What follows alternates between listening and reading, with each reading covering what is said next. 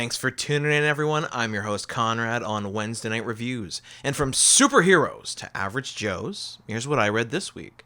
So I've picked up, on a nice recent comics haul, MegaMan Fully Charged 1, 2, and 3. And I actually read them fairly quickly, I was happy to say. They are published by Boom Studios and written by AJ Marchisello and Marcus Reinhart on the first issue.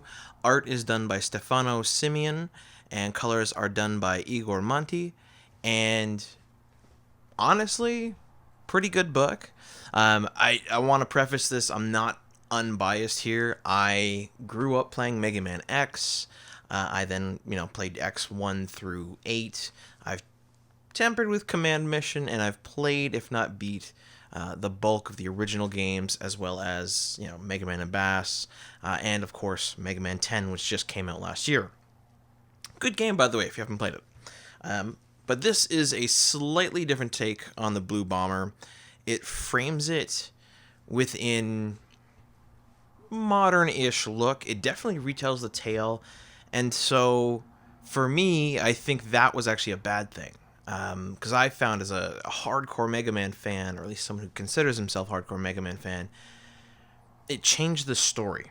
So, the Mega Man that's here, well, because of the gear and the part that comes down with the gem-looking thing in his forehead, looks like Mega Man X.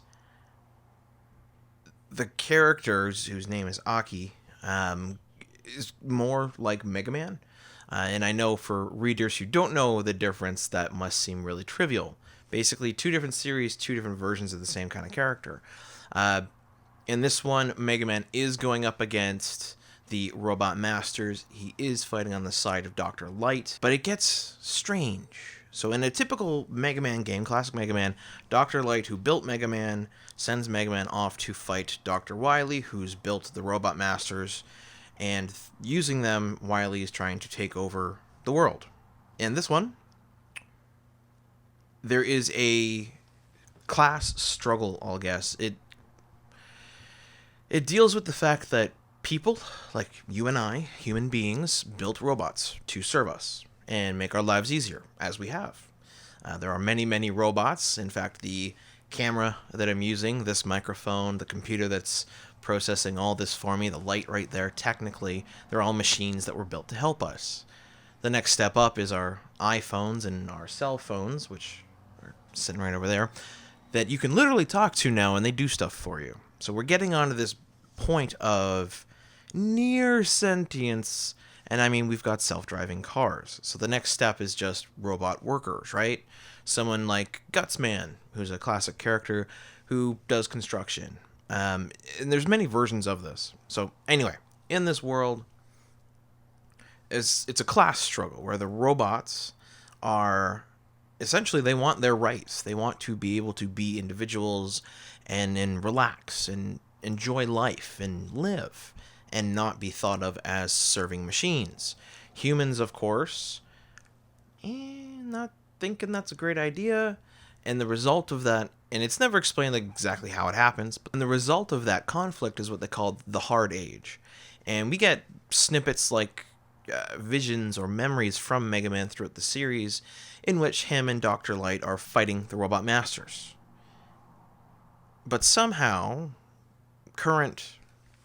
present tense Mega Man doesn't remember that.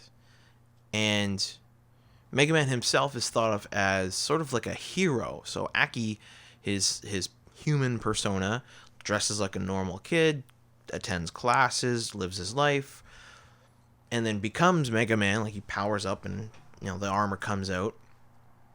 And he's thought of like almost a vigilante or a terrorist, I guess. And some people support him, some people don't. But many people view him as the possible spokesperson or figurehead or leader of the robot revolution, because he is powerful, because he is kind, or he appears kind, he fights for justice, and as a people's who want to have their rights and be able to live without servitude, that sounds like a pretty good guy, doesn't he? So that's where it's a bit of a weird take on the series for me. I actually kind of like that part of the story, and how things evolve and how Dr. Wily is introduced, also really cool.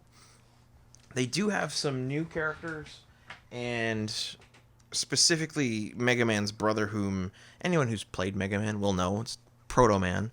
So when they introduce Mega Man's brother, as they call him, and he highly looks similar. I'll show you a shot in just a second. They call him Namegam. So Namagem, the flip of Mega Man. And really quickly he shuts that down, and he says, I'd like to be called Daini, Daini. And so here's a good shot of them. I'll show you. And some of the art's great. So here, on this side, we've got Mega Man in blue and his brother Daini here in the orange. And it's hard to see here, but there's a big cut, or a scar rather, on his face. And it's an interesting character. I like him. So I am definitely going to be continuing reading this. What I do like, absolutely, and you can tell sort of from some of the interiors, the art in this book is pretty wild. It's very colorful. The way that they draw figures, I find interesting. One of the things that caught me off guard, because Mega Man has such a solidified look, and he consistently has, is how different things look in this book, just because of the art style. So here's a nice double-page spread of Mega Man in armor, fighting some folks. And what you'll notice is in his joints, like his legs and his arms, as you get closer to elbows and knees and stuff, it really thins out. And it's a bit of a weird style. It's also very busy. So one of the drawbacks for me for this book was just how busy it was. Normally speaking, in comics, you want to have, your eye led through the page. So however your issue is set up, or however your panels are set up, your eye should be pulled by the images through what you want people to read. Because the action in this is complex, like the choreography of it is complex, and the drawing style is very busy. It's got a lot of detail, a lot of color. There are times when actions will happen and they don't register, and scenes can suddenly change that don't feel like they should change because there wasn't those standard cues that we all sort of pick up on. And it just makes it a little rough to follow along at times. The writing also, I find, is very, I guess, campy. Like, I definitely feel like this could be, writing-wise, aligned with, like, Xena and the new Legend of Monkey, for instance, on Netflix, if you have seen that. It's got, like, this very campy, almost overstated drama about it. Like, when the characters are, arguing and fighting each other, there's this very, like, 90s, I'm right and stuff like that approach to it.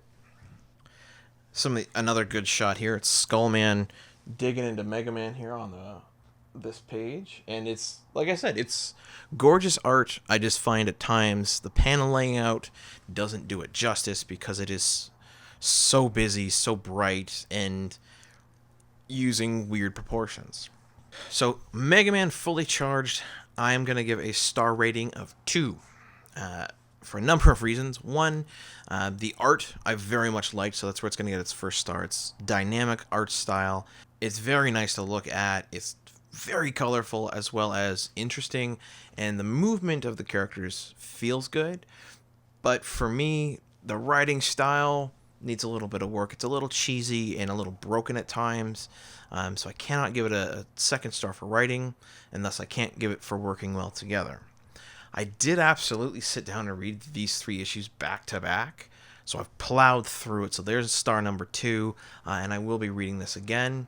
I haven't, as of yet, taken any sort of huge message out of this book, where I would normally give it a 5th star. So for me, Mega Man Fully Charged 1 through 3 is getting a 2-star rating. It is a book you should check out, but don't get your hopes up as of yet. Thanks for tuning in, everyone. Obviously, hit that like button, subscribe for more, And let me know in the comments down below what you thought of Mega Man Fully Charged. Have I missed something? Am I correct? Do you totally disagree with me? Let me know what you think, and we'll start a little conversation. Have a great rest of your day.